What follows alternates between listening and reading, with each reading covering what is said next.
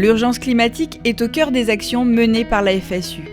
Comme les agents sont en contact permanent des usagers, qu'ils soient enfants ou adultes, ils mènent des campagnes de sensibilisation pour améliorer les conditions d'accueil ou de travail, tout en voulant préserver la planète. Au SNUTER FSU, qui est le syndicat de la FSU qui syndique les agents de la fonction publique territoriale, on insiste surtout sur des revendications autour du bâti, puisque les collectivités accueillent le public dans de nombreux bâtiments, que ce soit les crèches, les écoles, les collèges, les lycées, les gymnases, l'état civil par exemple, les MDPH également. Le constat qu'on fait, c'est que beaucoup de ces bâtiments ne sont plus aux normes et ne sont plus adaptés aux conditions climatiques actuelles. Alors nous, les professeurs de PS, au sein du SNEP FSU, nous travaillons sur ces engagements climatiques avec notamment la sortie d'un référentiel des équipements sportifs en transition environnementale, le RISET, et qui chiffre à 80% le nombre d'équipements sportifs qu'il faudrait rénover d'ici 2030 pour répondre aux enjeux bas carbone que la France s'est fixé. Concrètement, nous travaillons dans des passoires énergétiques. L'hiver, les élèves ne peuvent pas pratiquer sans un manteau.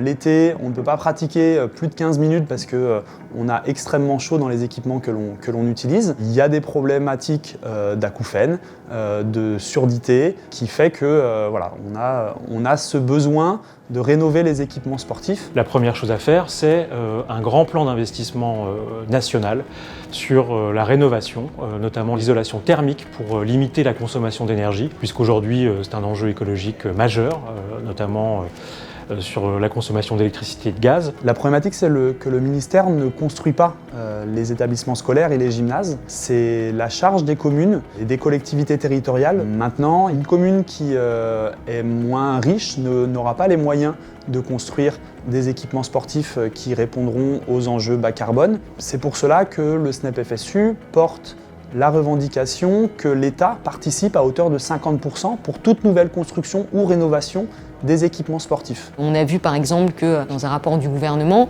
il était indiqué qu'il faudrait certainement dépenser de l'ordre de 4 milliards d'euros par an pendant 10 ans pour faire diminuer les émissions de gaz à effet de serre des établissements scolaires d'ici 2030. Ça nécessite, on le voit, un investissement conséquent. Il faut que l'État pilote le dossier de la transition écologique à travers le bâti scolaire. En tant que première fédération syndicale dans l'éducation, les syndicats de la FSU souhaitent que les programmes soient plus orientés vers l'analyse et la compréhension des enjeux liés aux urgences environnementales. On a eu une volonté en 2020, lorsque Jean-Michel Blanquer a voulu revoir les programmes suite aux mobilisations pour le climat des jeunes. On a porté beaucoup d'amendements pour aller plus loin sur des vrais savoirs à enseigner, c'est-à-dire comment on utilise les énergies fossiles, comment on va vérifier que par exemple, on a de la pollution liée aux voitures parce qu'on a trop de circulation dans une ville. C'est amener l'élève à réfléchir, à avoir son sens critique sur cette question-là. L'éducation nationale a tendance à faire un peu du greenwashing pour se donner bonne conscience, à saupoudrer les programmes de quelques éléments pour dire que oui, on fait de l'écologie, on fait de l'environnement dans les collèges et les lycées. On a quelques dispositifs annexes du type éco-délégué ou ruche dans un endroit du collège ou du lycée. Ce n'est pas comme ça qu'on engagera la transition écologique. Il faut mener une vraie réflexion pédagogique. L'enseignement agricole est aussi très sensible aux différentes mesures qui sont votées. Aujourd'hui, à cause de la réforme Blanquer du bac, l'agronomie a disparu. On ne peut pas aujourd'hui parler d'enseigner à produire autrement si on ne réintroduit pas l'agronomie. Et c'est en ce sens que l'on a pris le bus de la colère au mois de mars contre l'école de Xavier Niel, qui prône un modèle agricole en hic avec numérique, robotique, génétique. Nous, on ne la veut pas.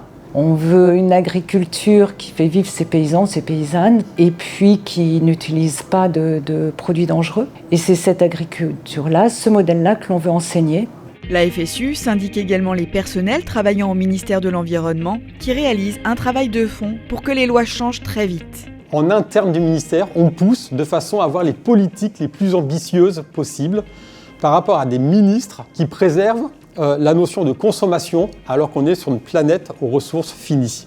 Des exemples de nos interventions, c'est dans les parcs nationaux qui subissent des pertes d'effectifs depuis plusieurs années. On a mené le combat de façon à ce qu'on retrouve les moyens et qu'on arrête des politiques d'abandon de maisons des parcs, d'abandon de conseils auprès des agriculteurs dans ces espaces protégés, d'abandon de suivi d'espèces emblématiques comme des rapaces on est dans le déni par rapport aux politiques à mener. Concernant les droits des personnels, les agents veulent eux aussi être acteurs de la transition écologique. On demande par exemple que les personnels puissent cumuler la prime vélo avec le remboursement des transports en commun. On aurait ainsi des personnels qui pourraient utiliser à la fois le vélo et les transports pour se rendre à leur travail. Donc aujourd'hui, on pousse la Première ministre qui est à l'origine de ces choses-là, de façon à le rendre possible pour les agents publics et avec un déplafonnement de la possibilité d'aide financière sur les deux. Le climat est au centre des préoccupations de la société et la FSU l'a intégré au cœur de ses actions syndicales. C'est pour ça qu'on s'est engagé avec d'autres syndicats, avec d'autres associations dans le cadre de l'Alliance écologique et sociale, PJC, pour porter ces problématiques et on a fait des actions très concrètes et qui font avancer globalement la dimension environnementale. Et donc pour la FSU, il n'y a pas d'opposition entre l'emploi et le climat, entre les salaires et l'écologie. Il y a au contraire des convergences à construire pour une société plus vivable, pour une société plus solidaire en préservant la planète.